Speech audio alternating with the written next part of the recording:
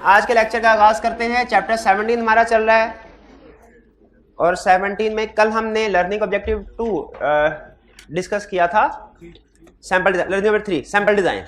उसमें सिर्फ एक कंसेप्ट हमारा रह गया था और वो कंसेप्ट था method of sample selection, sample को सेलेक्ट कैसे करना है। लेकिन अब चूंकि वो कंसेप्ट दरमियान में रह गया था और गैप आ गया, तो जब गैप के बाद हम तो पुरानी चीजें भूल चुकी होती हैं, तो अब हमें मजबूरन रिवाइज करना पड़ेगा। सारा क्विक से रिवीजन करेंगे लेकिन एक दफा रिवाइज करना पड़ेगा ताकि आपको उस स्टेज पे लेके आ सकूं जहां पे कल आपको छोड़ा था। हम डिस्कस कर रहे हैं सैंपलिंग को कितने स्टेप्स में परफॉर्म करना है।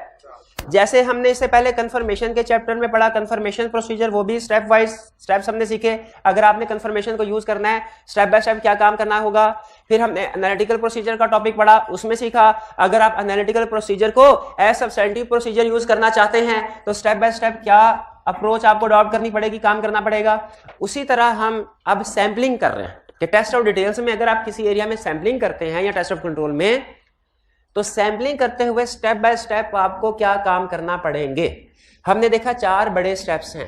सबसे पहले सैंपल को डिजाइन किया जाता है। एग्जाम पॉइंट ऑफ व्यू से सबसे अहम यही स्टेप है सैंपल डिजाइन, जिसमें हम रूल्स डिसाइड करते हैं, पैरामीटर्स, डिसीजंस करते हैं कुछ कि किस तरीके से हमने किस टाइप की सैंपलिंग को यूज करना है। फिर सैंपल डिजाइन करने के बाद सेकंड स्टेप होता है जो सैंपल आपने डिजाइन कर लिया, सेलेक्ट कर लिया, अब आपके सामने सैंपल पड़ा हुआ है, ये पॉपुलेशन थी, इस पॉपुलेशन में से किस तरीकाकार से आपने सैंपल उठाना है, कितना सैंपल उठाना है, अप्रोच क्या होगी, ये सारे डिस्कशन करने के बाद जब आप सैंपल उठा चुके होते हैं इस स्टेप 1 में, अब आपके सामने सैंपल पड़ा है, स्टेप 2 में क्या करना है, उस सैंपल पे आपने प्रोसीजर परफॉर्म करने हैं। ये प्रोसीजर के बारे में ज्यादा डिस्कशन नहीं करता, कहता है प्रोसीजर आपके ऑब्जेक्टिव के लिहाज से डिसाइड होंगे, आप खुद डिसाइड करेंगे। टेस्ट ऑफ कंट्रोल में प्रोसीजर और होंगे, टेस्ट ऑफ डिटेल्स में प्रोसीजर कुछ और होंगे।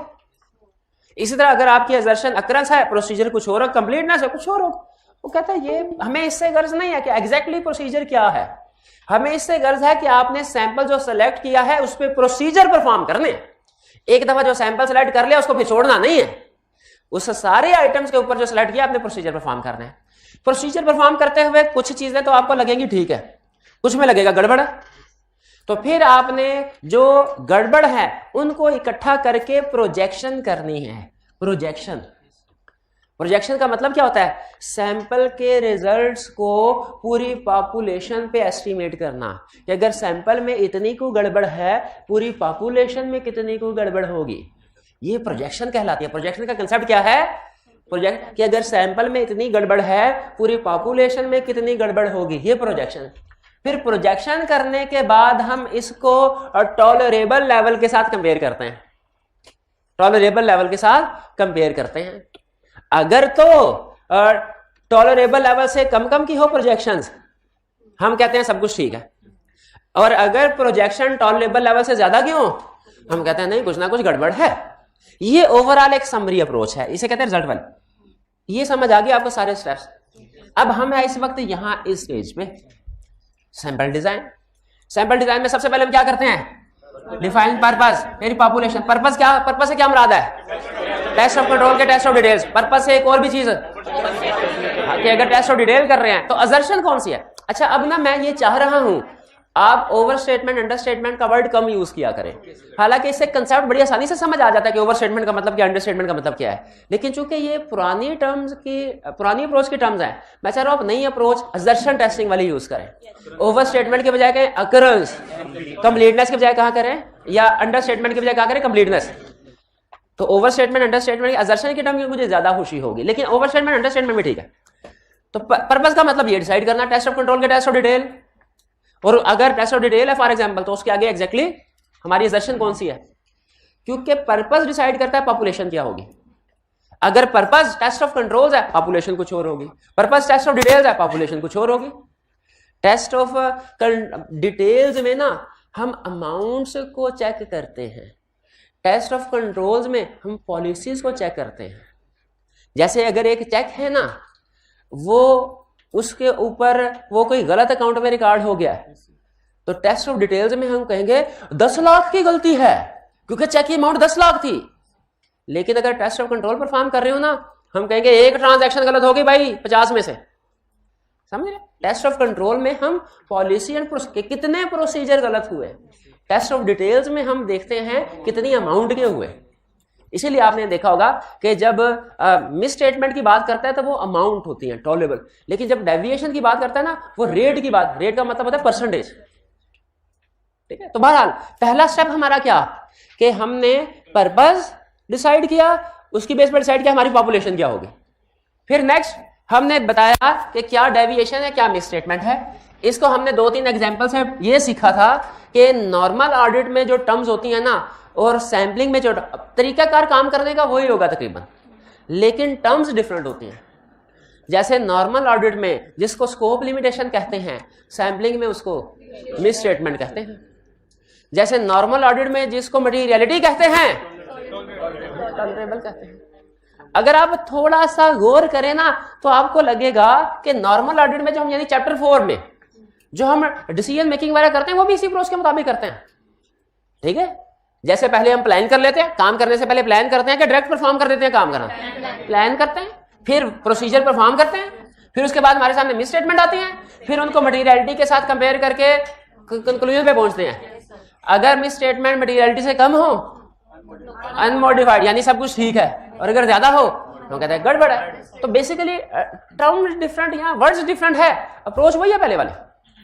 इसी तरह tolerable rate of deviation, tolerable miss statement, ये न्यू टर्म्स हैं, स्पेसिफिक टर्म्स हैं जो इस सैम्पलिंग के चैप्टर में पढ़ते हैं, लेकिन ये इक्विवेलेंट है इन कंसेप्ट मटीरियलिटी के साथ।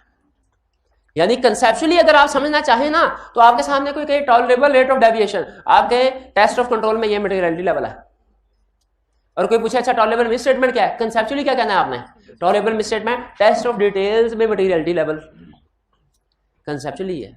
लेकिन एग्जाम में पूछे तो आपको पता है वो भी हमने टेक्निकल डेफिनेशन देते हैं। एग्जाम में ये लाइन लिखेंगे 0 नंबर देगा, एग्जाम में तो लिखते हैं rate of deviation internal account set by auditor in respect of which auditor of assurance that actual rate of deviation in population does not exceed from this preset level। Clear हुआ? तो फिर हमने अब deviation decide कर लिया, miss statement क्या, इसके बाद हमने असेसमेंट कर ली क्या, टॉलरेबल रेट ऑफ डेविएशन या टॉलरेबल मिस स्टेटमेंट, और फिर इसी तरह एक्सपेक्टेड रेट ऑफ डेविएशन और एक्सपेक्टेड मिस स्टेटमेंट। अब टॉलरेबल में और एक्सपेक्टेड में फर्क पता है ना आपको, एग्जांपल से बताया था। ठीक है, और मैंने फिर आपसे ये भी पूछा था प्रैक्टिकली टॉलरेबल कैसे डिसाइड होता है, जैसे मटीरियलिटी लेवल डिसाइड होता है, यानी फर्ज कर ले उसी तरह की कोई percentage. Expected rate of deviation, expected miss statement कैसे डिसाइड, पास्ट एक्सपीरियंस की बेस पे, प्रायर ईयर में कोई मिस स्टेटमेंट्स आई होंगे। ठीक है, नॉर्मली एज ऑडिटर ना प्रैक्टिस की बात बता रहा हूं आपको, एक क्लाइंट पे जो एक साल गलतियां हुई हो ना, अगले साल भी नॉर्मली वही होती है। जैसे किसी एक टॉपिक को पढ़ाते हुए इस सेशन के स्टूडेंट जो गलतियां करेंगे ना, ये हमारा एक्सपीरियंस की बात बता रहा हूं, अगले सेशन में भी नॉर्मली वो स्टूडेंट वही गलतियां करें, अनलेस कि टीचर अगले सेशन में खास तौर पे बच्चों को बता दे कि ये गलती नहीं करनी, ये गलती नहीं करनी। उसमें पता क्या, स्टूडेंट उसके ऊपर फोकस कर रहे होते हैं, ये गलती नहीं कर, वो फिर कोई दूसरी गलतियां कर देते हैं। ठीक है, तो ये एक प्रोसेस चलता ही रहता है, क्लाइंट बहरहाल गलतियां करता ही रहता है। प्रीवियस अगर हमारा एक्सपीरियंस है किसी एरिया में किसी जगह पे क्लाइंट एरर कर रहा है तो नॉर्मली रिस्क होता है अगले, इसीलिए हम एक्सपेक्टेड मिस स्टेटमेंट का लेवल डेवलप कर देते हैं। वरना तो अगर आप सोचें अभी तो एक्चुअली ऑडिट शुरू हुआ ही नहीं है, अगर एक्चुअली ऑडिट शुरू हुआ ही नहीं अभी तक, अभी तो सैम्पलिंग प्लान कर रहे हैं ना, प्लानिंग अभी देखें स्टेप नंबर 2 वाली फेज पे नहीं पहुंचे, ऑडिट प्रोसीजर वाली स्टेज पे, अभी तो प्लान कर रहे हैं सिर्फ। अगर अभी सिर्फ प्लान कर रहे हैं तो कैसे पता चल गया हमें कि कितनी मिस स्टेटमेंट होने वाली है, वो अंदाजा है, वो अंदाजा है। ठीक, फिर इसके बाद expected rate of deviation, sir tolerable materiality, performance materiality और ओवरऑल मटेरियलिटी में क्या डिफरेंस? इसके बाद नेक्स्ट हमने क्या स्टडी किया था, सैम्पलिंग अप्रोच। कि सैम्पलिंग अप्रोच में हमने बताया था 2 बड़ी अप्रोचेस हैं। एक में हम स्टैटिस्टिकल टेक्निक्स को, स्टैटिस्टिकल टूल्स को यूज करते हैं, और दूसरी में स्टैटिस्टिकल टेक्निक या टूल्स को यूज, जिस अप्रोच में स्टैटिस्टिकल टूल्स को यूज किया जाए, टेक्निक्स को यूज किया जाए, यानी कौन कौन सी 3 लफ्ज डेफिनेशन में आएंगे तो डेफिनेशन पूरी होगी। रैंडम का लफ्ज लाजमी आना चाहिए, प्रोबेबिलिटी का लफ्ज लाजमी आना चाहिए, सैम्पलिंग रिस्क का लफ्ज लाजमी आना, ये 3 लफ्ज डेफिनेशन में है तो आपकी डेफिनेशन कंप्लीट है, वरना आप पास होने वाली डेफिनेशन नहीं लिख पाएंगे। ठीक है, 3 लफ्ज कौन से है, रैंडम, प्रोबेबिलिटी, सैम्पलिंग, रिस्क, ये 3 लफ्ज लाजमी होने चाहिए। तो हमारी सैम्पलिंग स्टैटिस्टिकल सैम्पलिंग है, और अगर ये कैरेक्टरिस्टिक्स नहीं है हमारी सैम्पलिंग में तो वो नॉन स्टैटिस्टिकल है। स्टैंडर्ड कौन सी अलाउ करते हैं, लेकिन दोनों अलाउ करते हैं, लेकिन कहते हैं भाई हर एक के अपने फायदे नुकसान है, आप उसको प्लस माइनस को देख के फैसला करना। तो फिर हमें उसने समझाने के लिए स्टैटिस्टिकल सैम्पलिंग के एडवांटेजेस डिसएडवांटेजेस बताए। याद है आपको? ये भाईजान जो क्लास में बैठ के ऑनलाइन लेक्चर ले रहे हैं, जरा मुझे बताइए स्टैटिस्टिकल सैम्पलिंग के एडवांटेजेस क्या हैं? स्टैटिस्टिकल सैम्पलिंग के एडवांटेजेस क्या हैं?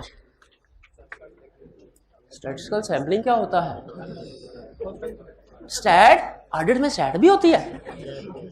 ये तो मुझे किसी ने नहीं पता, कहीं मैं गलती से स्टैट की क्लास में तो नहीं बैठा हुआ, ये सोचें आ रही। बुक नहीं है, मोबाइल है।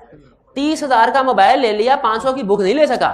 फिर कहते हैं सब्जेक्ट बहुत मुश्किल है, सर जी आई के पास नहीं करता, उस्ताद भी सही नहीं पढ़ाते। डिसीजन मेकिंग का क्राइटेरिया देखे 30,000 का, हालांकि 15,000 में भी उसी फंक्शन वाला मोबाइल आ जाता होता है, लेकिन लेती 500 की किताब नहीं लेनी। हाँ, वैल्यू फार्मूला। अच्छा, हालांकि उसके अंदर भी अगर सॉफ्ट कॉपी नहीं, तस्वीर ले लेना तस्वीर, तो इसका काम चल जाए। मीडिया में हाँ, यहाँ ICAP की बुक सॉफ्ट कॉपी में अवेलेबल होती है, वो कुछ ना कुछ तो होना भाई, कहीं से तो याद करो। ऐसे ना क्या ये, अब खुद मैं वैसे कहना नहीं चाहता मैं, लेकिन मुझे खुद बताएं, अगर इस तरह के चार्टर्ड अकाउंटेंट से आपका वास्ता पड़े और आप उससे कोई काम करें डेडलाइन, और वो डेडलाइन को वाले दिन आके आपका मेरे पास कंप्यूटर नहीं था, क्या करेंगे आप उसके साथ? अब भाई प्रैक्टिस में ऐसे चार्टर्ड अकाउंटेंट होने चाहिए। तो आदत बदले, आदत मैं कोई बदवा नहीं दे रहा, ये ना समझेगा, लेकिन मैं समझा रहा हूं कि इस तरह के अप्रोचेस से चार्टर्ड अकाउंटेंट नहीं, ICAP को भी पता है ना। मेरे भाई बताओ, इतनी देर से कलप रहा हूं मैं, सवाल क्या पूछा था इससे? सवाल बता, जवाब को गोली मारो, सवाल बता। ये हाल पीछे वाले भाई, एडवांटेजेस ऑफ स्टैटिस्टिकल, शाबाश बताएं फिर। स्टैटिस्टिकल टेक्निक्स यूज होती हैं, free from bias, special software available हैं प्रोसीजर परफॉर्म करने के लिए। एफिशिएंट ऑडिट आपको पता है एक होता है SPSS सॉफ्टवेयर, कभी सुना? एक्सेल की तरह वो स्टैट के टूल्स इस्तेमाल करने के लिए, और साइंटिफिक टेक्निक्स इसमें। डिसएडवांटेजेस, एक मिनट है, डिसएडवांटेजेस बताइए, डिसएडवांटेजेस स्टैटिस्टिकल सैम्पलिंग के डिसएडवांटेजेस। ह्यूमन जजमेंट यूज होती है इसमें? नहीं होती। अच्छा, ये कहना चाहते हैं नहीं होती? हाँ, over emphasise human judgement, over. अच्छा, आप जहां से देख के बता रही हैं ना, तो वो डिसएडवांटेजेस नहीं है। मुझे लग रहा है कि एडवांटेजेस आप बता रही हैं और मैं डिसएडवांटेजेस पूछ रहा हूं। पहले देख लें तसल्ली से कंसेप्ट कौन सा। याद क्यों नहीं किया आपने? एडवांटेजेस है ना, मैं डिसएडवांटेजेस पूछ रहा हूँ। स्टैटिस्टिकल सैम्पलिंग के डिसएडवांटेजेस तो भाई ने बता दिए। हाँ बताएं, शाबाश शाबाश। ह्यूमन रिसोर्सेज यूज नहीं होते, ह्यूमन रिसोर्सेज यूज नहीं होते, ह्यूमन जजमेंट्स इसमें इस्तेमाल। हाँ ठीक है ठीक है ठीक है। ओवर एम्फसिस हो जाता है किसके ऊपर? टेक्निक्स पे ओवर एम्फसिस हो जाता है। बहरहाल चलें, कुछ ना कुछ इसी से अंदाजा लगा। 3-4 स्टूडेंट से सवाल पूछा, कितनों ने कितना जवाब दिया आपके सामने, और मैंने कोशिश किया कि सैंपल रैंडमली सेलेक्ट करूं ताकि रिप्रेजेंटेटिव ऑफ पॉपुलेशन आए। नहीं, मैंने स्पेसिफिक आइटम सिलेक्शन नहीं की, बस भैया क्या कर रहे हो यार, क्लास के बाद कर लेना, जो से लेना देना करना जो भी।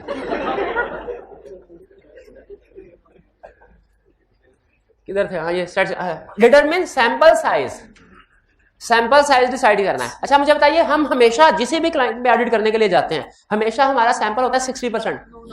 अच्छा 40% होता है हमेशा, कि कभी 40 कभी 60 कभी 30 कभी 70? ये कैसे डिसाइड करते हैं?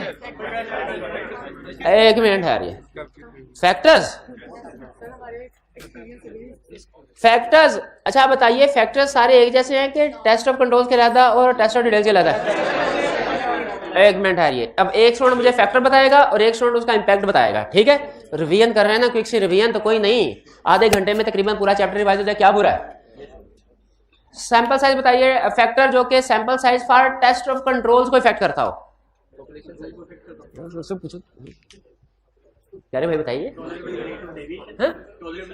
Tolerable rate of deviation, tolerable rate of deviation का सैंपल साइज में क्या इफेक्ट है? अगर tolerable rate of deviation decrease हो जाए सैंपल साइज में क्या इफेक्ट होगा? टॉलरेबल रेट ऑफ डेविएशन का मतलब मटेरियलिटी कम हो गई, ये बढ़ गया, तो सैंपल साइज क्या होगा? इंक्रीज होगा, इंक्रीज होगा। अच्छा अभी डिक्रीज नहीं कहा था, डिक्रीज। अच्छा ऐसा करें अब कम ज्यादा कर लेते हैं, क्योंकि ऐसे इंक्रीज को आप कहेंगे नहीं सर मैंने तो डिक्रीज कहा था, एक जैसी साउंड है ना, कम ज्यादा कर लेते हैं, कम ज्यादा चलेगा। तो टॉलरेबल रेट ऑफ डेविएशन अगर ज्यादा है तो procedure, tolerable rate of deviation material level ज्यादा, रिस्क कम, तो सैंपल साइज भी कम हो जाएगा। शाबाश। दूसरा फैक्टर बताइए टेस्ट ऑफ कंट्रोल का। एक्सपेक्टेड रेट ऑफ डेविएशन बताइए, expected rate of deviation. Expected rate of deviation increase हो गया, सैंपल साइज इंक्रीज हो जाएगा, और expected rate of deviation decrease हो जाए सैंपल साइज डिक्रीज हो जाएगा। और बताइए अगला factor, next factor desired level of assurance. Desired level of assurance अगर डिक्रीज हो जाए, डिक्रीज का मतलब ऑडिट से रिव्यू पे चले गए, और desired level of assurance increase का मतलब क्या है?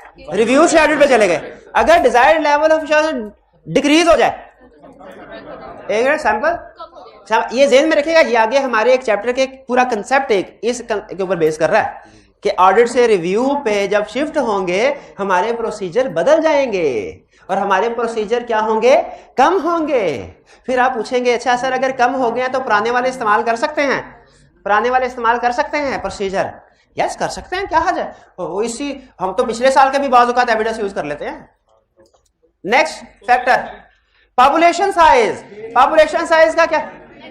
कोई इफेक्ट नहीं, गलत, नेग्लिजिबल इफेक्ट। नो इफेक्ट में और नेग्लिजिबल इफेक्ट में थोड़ा सा फर्क है, लेकिन फर्क है, फर्क है जी, हाँ थोड़ा सा फर्क है। अब बताइए शाबाश, आप बताइए sample size for factor for test of detail, factor for test of detail, test of detail का जी। एक्सपेक्टेड मिस स्टेटमेंट है, ये मेरा भाई बताएगा। Expected misstatement, expected misstatement decrease हो गई, sample size for test of control पे क्या फर्क पड़ेगा? एक मिनट है जाए, इंक्रीज हो जाएगा।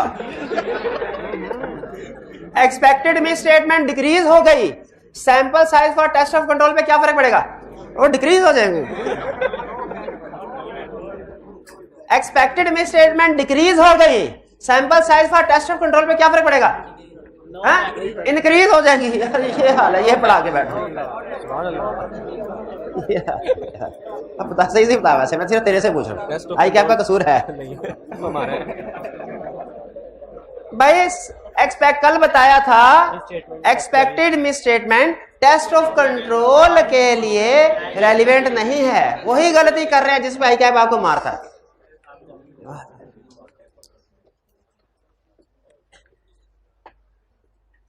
तो रेलिवेंट फैक्टर और क्या है टेस्ट ऑफ कंट्रोल का रेलिवेंट फैक्टर? एक्सपेक्टेड, क्या एक्सपेक्टेड? बहुत सी एक्सपेक्टेशन है, घर वालों की एक्सपेक्टेशन। क्या एक्सपेक्टेड के आगे भी कुछ लगाना है? टेस्ट ऑफ डिटेल के लिए रेलिवेंट फैक्टर बता दिए। Test of detail, certification, certification ये हाइब्रिड में जो सेंटर में ब्लू शर्ट वाले भाई बैठे हैं, हाँ जी, इनसे जरा पूछिए सर्टिफिकेशन का sample size for test of control पे क्या फर्क पड़ेगा? सर्टिफिकेशन का, हाँ जी, सर्टिफिकेशन का sample size for test of control पे क्या फर्क पड़ेगा? सुनिए जरा। नेग्लिजिबल है। सर्टिफिकेशन कहा, पॉपुलेशन नहीं कहा। सर्टिफिकेशन का sample size for test of control पे क्या फर्क है? क्या इफेक्ट पड़ेगा? भाई चुप करते सुनने ने।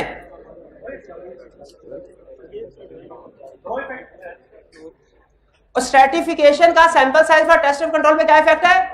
No effect. शाबाश, क्योंकि रेलिवेंट नहीं है। और sample size for test of control पे डिक्रीज है। हालांकि मैं फिर टेस्ट ऑफ कंट्रोल ही पूछा है ये, क्योंकि आप क्वेश्चन के हर लफ्ज में गौर नहीं करते। हालांकि बताया हुआ है 6 महीने की पढ़ी किताब एक तरफ जिसमें 300 350 सफ़े हैं, और 3 घंटे में जो 6 सफ़े पढ़ते हैं आप पेपर के, वो ज्यादा अहम है। और उन 6 सफ़ों में भी जो 2-2 3-3 लाइनों की रिक्वायरमेंट्स हैं वो उनसे भी ज्यादा अहम है। एक एक लफ्ज से आप मार खा सकते हैं और खाते हैं।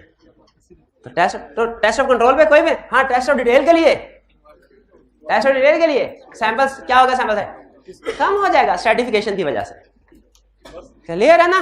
स्ट्रेटिफिकेशन, स्टूडेंट कहने लगा सर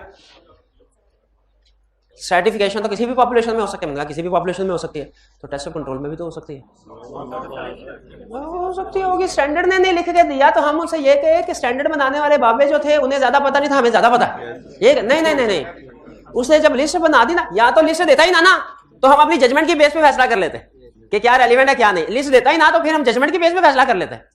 लेकिन जब उसने लिस्ट दे तो क्या जो रूल बता दे स्टैंडर्ड में उसके ऊपर हम प्रोफेशनल जजमेंट अप्लाई करते हैं? उसके ऊपर तो नहीं करते। रूल तो एज रूल्स के ऊपर तो जजमेंट अप्लाई नहीं ना होगी। रूल ने तो जो कह दिया सो कह दिया। तो स्टैंडर्ड ने जो हमें लिस्ट दे दी उसी को फॉलो करना है। उसने कहा जो चीज जिधर फिट करनी है हमने उधर ही फिट करनी है। स्ट्रेटिफिकेशन को टेस्ट ऑफ कंट्रोल में उसने नहीं इंक्लूड किया तो हमने भी नहीं लेके जाना। एग्रीड? चलिए ये हमने कल कर लिया था एंड पे। क्लियर? आज हम क्या करने जा रहे हैं, यहां तक क्विक रिवीजन हो गई। क्लियर हो गया आपके वाला पॉइंट जो आपने पूछा? आज आगे चलते हैं। हमने ये डिसाइड कर लिया है कि 100 में से 60 आइटम सेलेक्ट करनी है। कैसे करनी है ये मेथड बताएगा। मेथड का मतलब क्या है? सैंपल साइज सेलेक्ट कैसे करना है, सेलेक्ट कैसे करना है। मुख्तलिफ तरीके हैं, ठीक है। पहला तरीका, अब देखें क्लास में फर्ज कीजिए 150 स्टूडेंट बैठा है और मैंने सिलेक्शन करनी है इसमें से 20 की।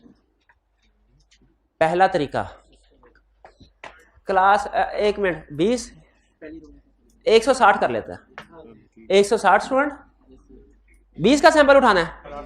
160 पॉपुलेशन 20 का सैंपल 160 डिवाइडेड बाय 20 8 है।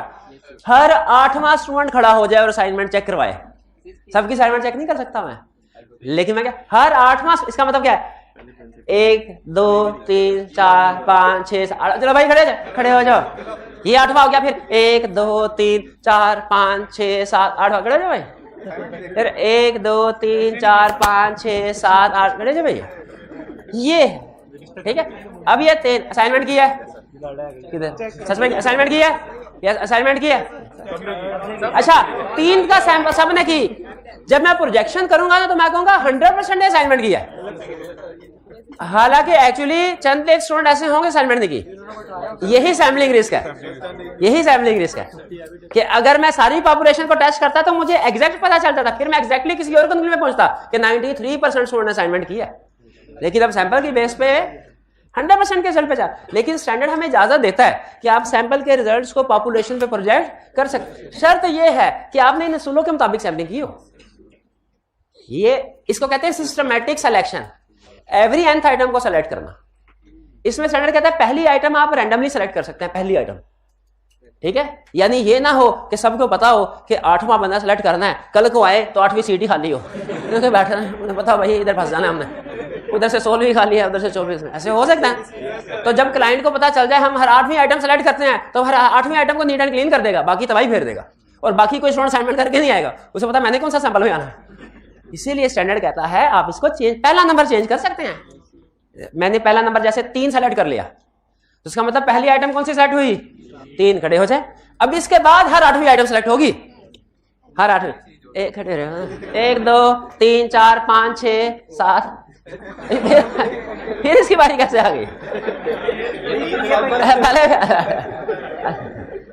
पहला तो कह रहे मैं किधर जाऊं, हर दफा सैंपल साइज में आ जाता। एक है रैंडम सिलेक्शन। रैंडम सिलेक्शन का मतलब क्या है? जो दिल अच्छा, लेकिन ये देखिएगा, फर्ज कीजिए सबके नंबरिंग दो आपके सामने अप्रोचेस हैं। एक ये कि हम बगैर सोचे समझे बगैर किसी टेक्निक के आइटम को सेलेक्ट करते जाएं। जैसे अगर बगल में हटे खड़े हो जाए भाई। असाइनमेंट असाइनमेंट असाइनमेंट असाइनमेंट दिखा, असाइनमेंट बगैर कुछ structure, assignment assignment assignment assignment दिखाओ भाई, असाइनमेंट दिखा।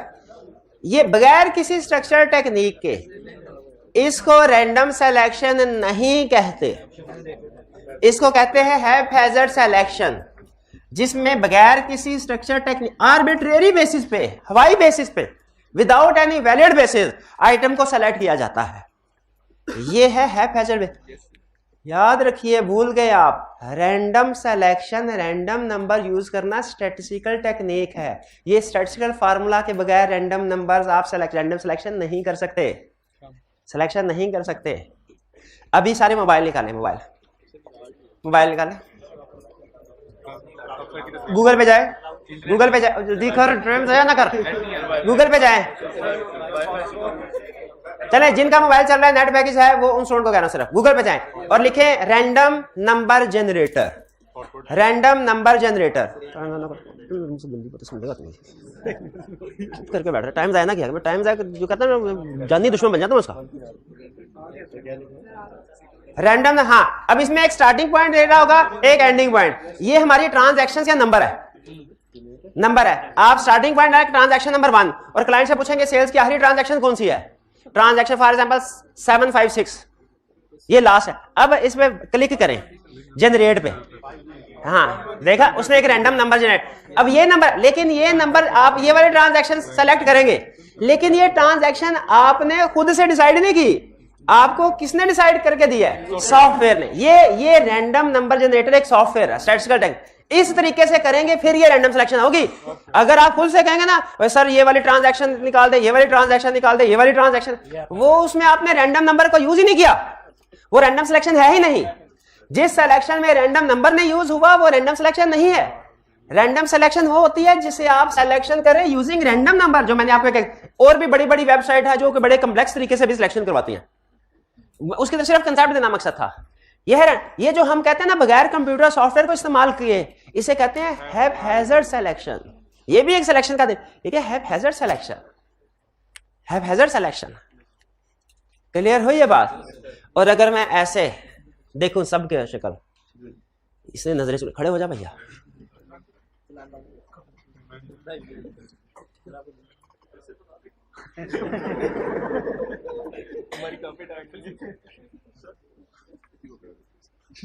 साइंस में ये मेरा तजर्बा है। मैं इस सिलेक्शन के पीछे मेरा 12 साल का तजर्बा है कि कौन से स्टूडेंट्स जो है वो असाइनमेंट नॉर्मली करके आते हैं और कौन से नहीं करके आते हैं। अच्छा, क्या ये सैंपल सिलेक्शन मेथड है? ये नहीं है, शाबाश। ये है स्पेसिफिक आइटम सिलेक्शन, रिकॉल करवाना चाहता था। ये सैम्पलिंग नहीं है, इसको आपने हैप्पैज़ार्ड, क्योंकि इसमें हैप्पैज़ार्ड में होता है विदाउट स्ट्रक्चर टेक्निक, इसमें कोई ना कोई टेक्निक, कोई ना कोई बेसिस है। ये आपको याद होगा, मैंने एग्जांपल दी थी स्पेसिफिक आइटम सिलेक्शन में, चुन चुन के आइटम को सेलेक्ट करना, चुन चुन के। ये हैप्पैज़ार्ड ये बेसिस नहीं है। हैप्पैज़ार्ड क्या, ठीक है, बगैर किसी स्ट्रक्चर टेक्निक। फर्क समझ आ रहा है आपको? रैंडम नंबर में और हैप्पैज़ार्ड में फर्क समझ आया? समझ आया? अच्छा, और अब सुने, असाइनमेंट करती हैं। 4th बेंच के सारे स्टूडेंट्स खड़े हो जाएं और असाइनमेंट दिखाएं। इधर से 5th बेंच के सारे स्टूडेंट्स खड़े हो जाएं और असाइनमेंट दिखाएं। इधर से 9th बेंच के सारे स्टूडेंट खड़े हो जाएं, असाइनमेंट दिखाएं। ये ब्लॉक सिलेक्शन है। ब्लॉक सिलेक्शन स्टैंडर्ड कहता है, अच्छा स्टैंडर्ड सुन ले क्या कहता है, पहले बताएं। Selecting blocks of adjacent amount का मतलब है जो इकट्ठी है, मिलती जुलती इकट्ठी आइटम है, उस सब का पूरे का पूरा ब्लॉक बना के सेलेक्ट कर लेना। फर्क समझ आया? एवरी nth हर 10वीं, हर 12वीं, हर 20वीं आइटम सेलेक्ट करें, ये कौन सा है? अगर हम रैंडम नंबर सॉफ्टवेयर यूज करते हुए सिलेक्शन करें, अगर हम सिलेक्शन तो की लेकिन अपनी जजमेंट की रैंडम नंबर को यूज नहीं किया, हैप्पैज़ार्ड सिलेक्शन। और कोई स्पेसिफिक टेक्निक भी नहीं है, यानी वो रिस्क बेस पे भी नहीं है, हैप्पैज़ार्ड। और अगर मिलती जुलती इकट्ठी आइटम है, 5-5, 10 ग्रुप की शक्ल में सिलेक्शन की, ब्लॉक सिलेक्शन। अब सुनिए स्टैंडर्ड के कुछ 2-3 टिप्स। एक तो वो कहता है सैम्पलिंग की डेफिनेशन में, याद है आपको सैम्पलिंग की डेफिनेशन में क्या था? कि इसमें हर आइटम के सिलेक्ट होने का चांस होता है, ये लिखा था कि हर आइटम के सिलेक्ट होने का इक्वल चांस होता है, हर आइटम के सिलेक्ट होने का चांस होता है, ये लिखा था। इक्वल, वो इक्वल हो भी सकता है नहीं, लेकिन इक्वल चांस होता है स्टैटिस्टिकल सैम्पलिंग में, स्टैटिस्टिकल सैम्पलिंग में। अच्छा आप देखें मेथड में स्टैंडर्ड लेसन क्या दे रहा है, गौर से सुने, कहता है 4 मेथड हैं, स्टैटिस्टिकल सैम्पलिंग यूज कर रहे हैं तो मेथड कुछ और उठा लें, नॉन स्टैटिस्टिकल सैम्पलिंग यूज कर रहे हैं तो कुछ और। अगर स्टैटिस्टिकल सैम्पलिंग यूज कर रहे हैं ना तो सिस्टमैटिक को सेलेक्ट कर सकते हैं आप या रैंडम को, स्टैटिस्टिकल सैम्पलिंग में, क्योंकि स्टैटिस्टिकल टेक्निक यूज होती है ना, इसमें भी स्टैटिस्टिकल टेक्निक यूज होती है, इसमें भी। इसमें कहां यूज होती है वाला, जब पहला आइटम सेलेक्ट करते हैं, पहले आइटम में रैंडम नंबर आ जाता है। नॉन स्टैटिस्टिकल सैम्पलिंग यूज कर रहे हैं तो तीनों में से कोई भी यूज कर सकते हैं, तीनों में से कोई भी, नॉर्मली हैज़ार्ड यूज कर, लेकिन कोई भी यूज कर सकते हैं नॉन स्टैटिस्टिकल। और ब्लॉक के बारे में स्टैंडर्ड कहता है कभी भी यूज नहीं कर सकते ब्लॉक। क्यों? इसकी रीजन वो कहता है क्योंकि ये रिप्रेजेंटेटिव ऑफ पॉपुलेशन नहीं है।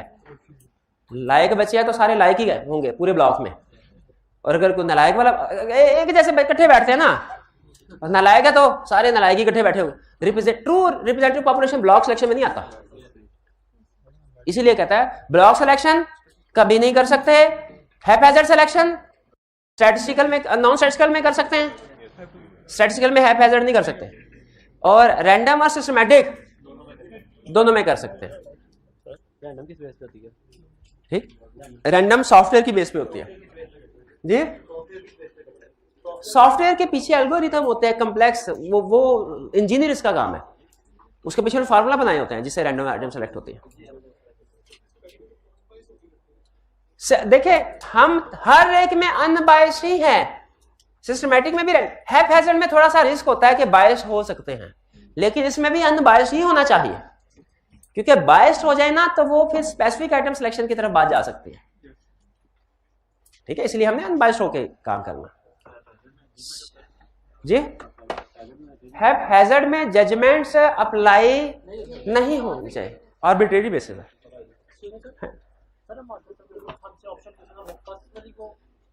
देखिए अगर वो आपसे ऑप्शन पूछे, आपने डिसाइड करना है कि मेथड कौन सा है, स्टैटिस्टिकल मेथड है, दोनों में से कोई भी। अब एग्जाम में बाज़ औक़ात वो आपको कोई सैम्पलिंग का तरीकाकार बताता है कि टीम ने ऐसे सैम्पलिंग की, तो आपसे कहेगा स्टैटिस्टिकल सैम्पलिंग थी और टीम ने हैज़ार्ड सिलेक्शन की, आपने कहना गलत है। ठीक है, हाँ सही बताना है, उसमें हम कहेंगे सिस्टमैटिक या रैंडम में से कोई यूज करें, क्योंकि सिस्टमैटिक या रैंडम जो है ये स्टैटिस्टिकल सैम्पलिंग के लिए यूज होती है। क्लियर? ये था हमारा आज का नया कंसेप्ट, हमने कुछ क्विक रिवीजन की, कंसेप्ट किए। अब हम चल रहे हैं क्वेश्चंस की तरफ। आपके पास 2 मिनट हैं, इसको रीड कर लीजिए, तब तक हम क्वेश्चन जो है वो सेटअप करते हैं।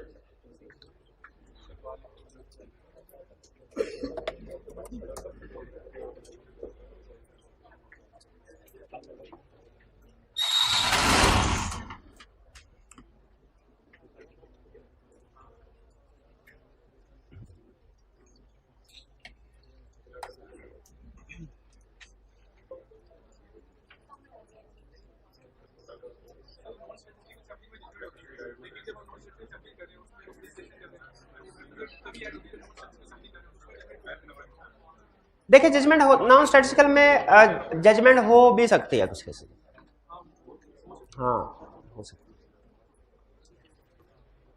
लेकिन बायसनेस नहीं होनी चाहिए जजमेंट में और बायस में।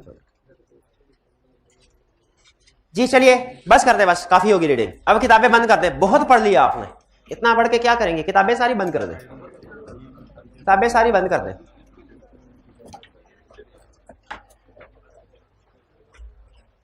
किताबें बंद कर दे यार, तेरी मेहरबानी यार। यार आप लोगों को मेरी बात नहीं समझ आती है, एग्जामिनर की रिक्वायरमेंट कैसे समझ आती होगी।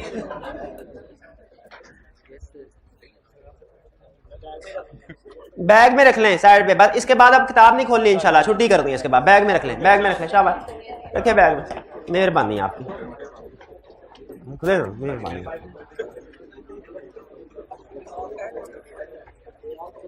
कर ले, कितना याद करेगा, कितना नहीं होने याद, जो सारी रात में नहीं काम किया 2 मिनट में हो जाएगा। ये हाइब्रिड में भी साहब की बुक्स बंद करवाएं भाई, हाइब्रिड में देखे सबकी बुक्स बंद करें, शाबाश।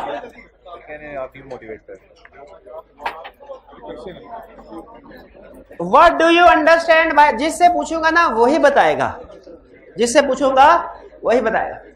What do you understand by the term sampling risk, sampling risk को डिफाइन कर दें।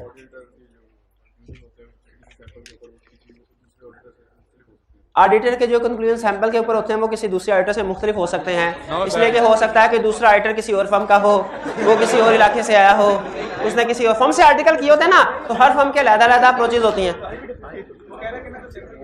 वो कह रहा है, वो ये कह रहा है, वो क्या उसने कैसे आपको बताया? तो मैं ये कह रहा हूँ, दिल की बात है। वो कह रहा है, क्या कह रहा है बता?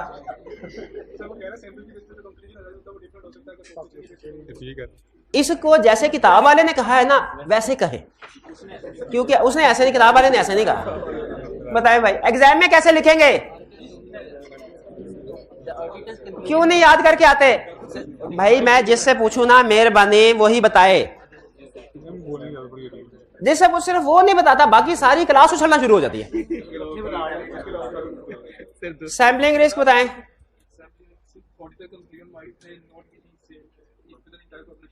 Auditor's conclusion based on sample might be different if entire population would have been briefly describe two types of sampling risk, two types of sampling risk बता दीजिए and the effect thereof on the audit as a whole। sampling risk की दो types बताइए, sampling risk की दो types बताएं। Corner वाली student भाई बस यह खामोशी के साथ सुना के रिवीजन होती है, इससे भी रिवीजन होती है। सैम्पलिंग रिस्क की दो टाइप्स बताएं। ये भी थी, कल तक तो किताब में नहीं थी, क्यों नहीं याद किया आपने? तो बताएं सैम्पलिंग रिस्क की दो टाइप्स। सुने भाई, सुने सुने सुने। Risk of under Reliance, risk of over Reliance. Risk of under Reliance की एग्जांपल दे दीजिए, अंडर रिलायंस की एग्जांपल दे दें।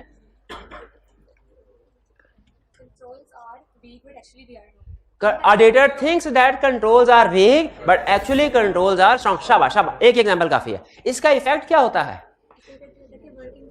वर्किंग की एफिशिएंसी इफेक्ट होती है। शाबाश शाबाश। और रिस्क ऑफ ओवर रिलायंस की एग्जांपल दे दें, मजाल है ये बता सके। रिस्क ऑफ ओवर रिलायंस की एग्जांपल। हाँ जी भैया, आप रिस्क ऑफ ओवर रिलायंस की एग्जांपल। हाँ,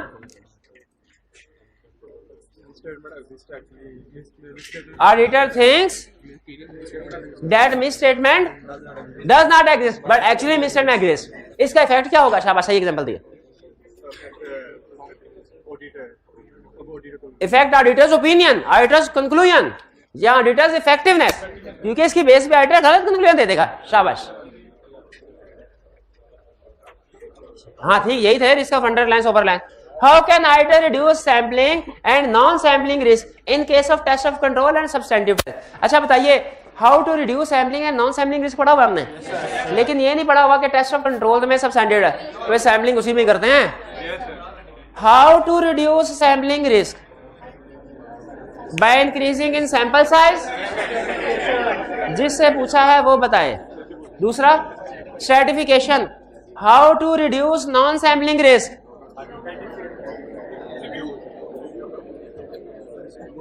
how to reduce non-sampling risk, review. यार क्यों नहीं याद करके आते आप? क्यों नहीं याद पढ़ा हुआ? याद किसने करना था? कब करना याद आपने?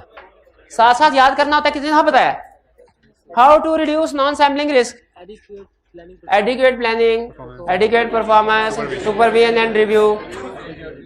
ठीक है, ठीक। Next question, in the context of ISA 530 पता नहीं क्या है, audit sampling other means of explain and provide example of term sampling and non sampling risk। ये कर लिया नहीं भाईजान, सैम्पलिंग रिस्क की एग्जांपल जो ही है, नॉन सैम्पलिंग रिस्क की क्या एग्जांपल है? सैम्पलिंग रिस्क की एग्जांपल है ना under Reliance over Reliance. Auditor ने आइटम्स को सही सेलेक्ट नहीं किया, सही प्रोसीजर परफॉर्म नहीं किए, कोई रिक्वायर्ड प्रोसीजर को ओमिट कर दिए। अच्छा, कंफर्मेशन में रिस्क ज्यादा था लेकिन ऑडिटर्स ने पार्टीज को कम सेलेक्ट किया, कम नंबर ऑफ पार्टीज को सेलेक्ट किया, ये भी प्रॉब्लम है ना? अच्छा फर्स्ट करें, एक आपको रिस्क बताता हूं, आपने बताना ये सैम्पलिंग है कि नॉन सैम्पलिंग है। ऑडिटर ने कंफर्मेशन लेटर सेंड किया, जवाब आया डिफरेंस था, कोई डिसएग्रीमेंट था। ऑडिटर ने डिसएग्रीमेंट के जो प्रोसीजर परफॉर्म करने होते हैं नहीं किया। ठीक है शाबाश। Non brief action of sampling and non can be controlled, ये वही डुप्लीकेशन हो गई। What do you understand by term statistical sampling? Statistical hybrid में फ्रंट पे जो फीमेल स्टूडेंट्स हैं इन्होंने भी तो चार्टर्ड अकाउंटेंट बनना है इंशाल्लाह, ये इनको दे mike. Statistical sampling first bench पे फर्स्ट स्टूडेंट, शाबाश। बताइए स्टैटिस्टिकल सैंपलिंग डिफाइन कीजिए जी। आवाज नहीं आ रही, ऊंची बोलिए थोड़ा जी। स्टैटिस्टिकल सैंपलिंग, क्या माइक में प्रॉब्लम है? कुछ तो बोले, लिख के नहीं दिखाना बोल के बता दे, बोल के बता दे प्लीज, बोल के बता दे। याद नहीं किया वो आपने? ये साथ जो भाई बैठे हुए हैं इनसे पूछ रहे, ये साथ वाले भाई से। जी भाई बताए जी। जिसमें स्टैटिस्टिकल टेक्निक यूज होती हैं, खुद बता। नहीं मैं मुझसे पूछना चाहता हूं। चार्टर्ड अकाउंटेंट ठीक है, दे दें भाई भाईजान को चार्टर्ड अकाउंटेंट बना दें। अभी तो नहीं बनाएंगे जब तक पूरा याद नहीं करेंगे। अब भाई अभी थोड़ी देर पहले बताया है, 3 लफ्ज जब तक यूज नहीं होंगे स्टैटिस्टिकल सैंपलिंग नहीं होगी। खुदा का होम कर ले, याद कर ले। बताइए। अच्छा अब आप पक्के ही हो गया, सिर्फ 3 नंबर ही नहीं है, 3 लफ्ज ही नहीं है, और पूरी डेफिनेशन है। वो तो मैंने ये कहा था डेफिनेशन में ये अल्फाज जरूर इस्तेमाल होने चाहिए, ये थोड़ी कहा था कि यही इस्तेमाल होने चाहिए। अच्छा अब देखा, अब मैं बोला हूं ना, याद हो गया, कह रहे हैं सर ये याद हो गया, ये 3। यही मकसद होता है आपसे क्वेश्चन पूछने का कि आप बताएं ना।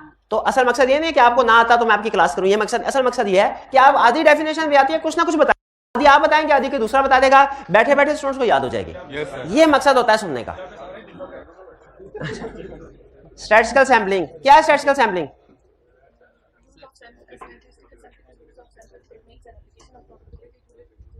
Random selection of item, use of probability theory to evaluate result and measurement of sample. शाबाश।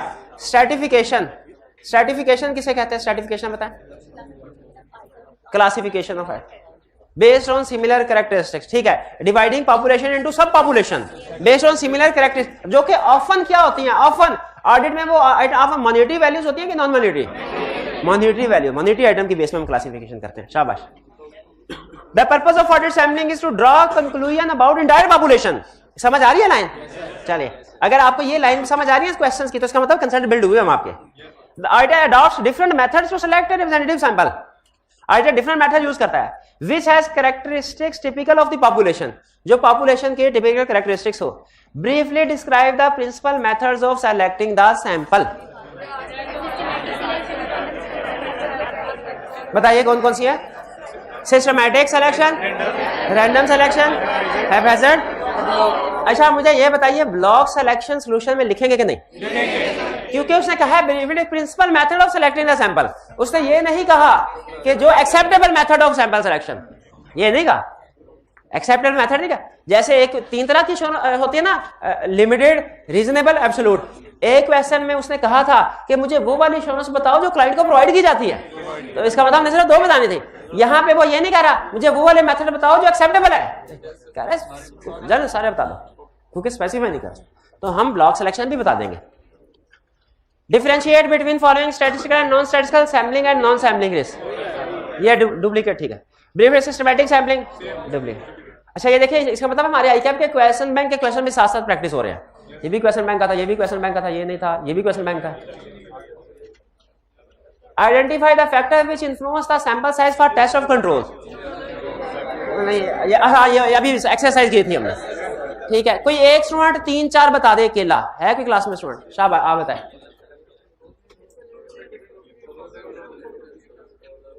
बैठ के बता दे कुछ। Tolerable rate of deviation, expected rate of deviation,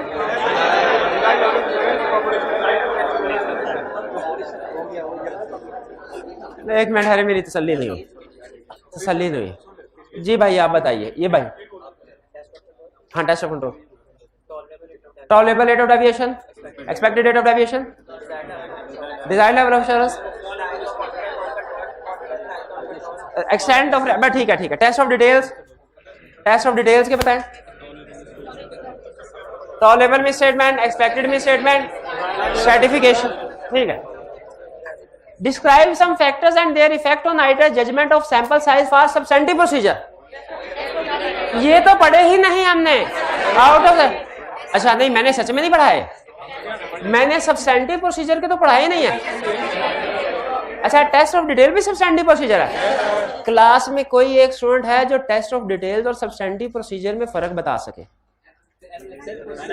substantive procedure की दो टाइप्स हैं, analytical procedure, test of detail. अच्छा substantive procedure का मकसद क्या होता है? फाइनेंशियल स्टेटमेंट्स को वेरीफाई करना या फाइनेंशियल स्टेटमेंट में मिस स्टेटमेंट डिटेक्ट करना। अच्छा हमारा ओवरऑल मकसद भी तो यही होता है, फाइनेंशियल स्टेटमेंट को वेरीफाई करना। तो क्या हम अपनी ऑडिट में सिर्फ सब्सटेंटिव प्रोसीजर ही परफॉर्म करें? दूसरे पे, हाँ पहले रिस्क असेसमेंट करेंगे, ठीक है। वो एक पिछला कंसेप्ट में मैंने का लिंक कर दूं, रिवाइज हो जाएगा। ये है केस स्टडी आगे हमारी 30 है जी। आज की होम असाइनमेंट है, तूने असाइनमेंट देना की नहीं की, क्योंकि ये कल की होम असाइनमेंट में शामिल था, कल की होम असाइनमेंट जी। कितने स्टूडेंट्स ने ये केस स्टडी की हुई है? जी क्वेश्चन हाइब्रिड में से क्वेश्चन है, शाबाश शाबाश शाबाश, पूछिए। क्वेश्चन नंबर 13, क्वेश्चन नंबर 13 पे वापस जी बताइए, पूछिए क्वेश्चन। इसमें एग्जामिनर कमेंट्स में लिखा ऑडिटर जजमेंट, थोड़ा सा ऊंची बोलिएगा, आपकी आवाज कम आ रही है। जी अच्छा हाँ समटाइम ऐसा होता है, हाँ शाबाश, ये अच्छा किया वैसे आपने हाईलाइट करना इसमें। अच्छा अब सुने, ये क्वेश्चन है ना आपके सामने, इसमें मैं आंसर लिखने लगा हूं और मैं फेल हो जाऊंगा, आपने बताना मैं क्यों फेल हुआ। फर्स्ट ये है sample size for substantive procedure, मैंने लिखा number 1 tolerable misstatement, number 2 expected misstatement, number 3 other substantive procedures, number 4 stratification, number 5 population. हाँ शाबाश, देखिए गौर से सुने, कह रहा है फैक्टर्स भी बताओ एंड देयर इफेक्ट भी बताओ। हमने हेडिंग नहीं बताना है, if this factor is increased तो सैंपल साइज में क्या है ये भी बताना। सिर्फ फैक्टर्स लिख देंगे तो वो फेल कर देगा। क्लियर होगी ये बात? इसीलिए क्वेश्चन की रिक्वायरमेंट देखिए, फिर बता रहा हूं क्योंकि अहम है। आप 350 की किताब, 350 सफ़े वाली किताब पढ़ते हैं वो एक तरफ, लेकिन क्वेश्चन पेपर के 6 सफ़े एक तरफ, वो ज्यादा अहम है। और इस तरह क्वेश्चन पेपर के 6 पेजेस एक तरफ, वो जो हर क्वेश्चन के एंड में 2-2, 3-3 लाइनों की रिक्वायरमेंट है वो ज्यादा अहम है। रिक्वायरमेंट में एक लफ्ज भी अगर आपने ऊंच नीच कर दिया ना तो वो आपको नुकसान दे सकता है। 6 महीने क्लियर। चलिए 21 साल पहले सवाल आया था, अभी भी टॉपिक है ना। अच्छा 21 साल पहले भी लोग खाना खाते थे, आज भी खाते हैं, अजीब बात नहीं है। 21 साल पहले भी टांगों पे चलते थे, अब भी टांगों पे चलते हैं, अजीब बात नहीं है।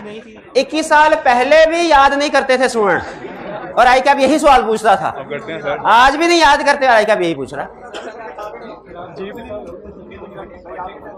21 साल पहले वाला इसलिए नहीं करना सवाल क्योंकि वो 21 साल पहले इतना पुराना है, और लेटेस्ट वाला इसलिए नहीं करना कि पिछले टर्म में टेस्ट हो गया अब थोड़ी होगा, करना क्या है।